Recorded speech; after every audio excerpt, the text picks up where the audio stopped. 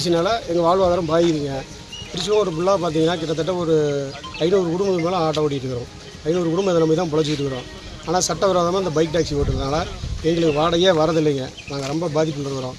நாங்கள் முறையாக வந்து ஆர்டிஓட்ட இன்ஸ்பெக்டரில் 2 நாளைக்கு முன்னே கூட நாங்கள் வண்டி பிடிச்சி கொடுத்தோம். அவங்க மறுபடியும் எந்த நடவடிக்கையும் இல்லை. இன்றைக்கும் பிடிச்சிட்டு வந்துருக்குறோம். அபராதம் போகிறோன்னு சொல்லியிருக்கிறாங்க. ஆனால் இந்த வரலும் வந்து அதிகாரியும் பார்க்கல. கொஞ்சம் வேலையாக இருக்கிறோம், மீட்டிங்காக இருக்கிறோம், 1 மணி நேரம் வெயிட் பண்ணுங்கன்னு சொல்கிறாங்க.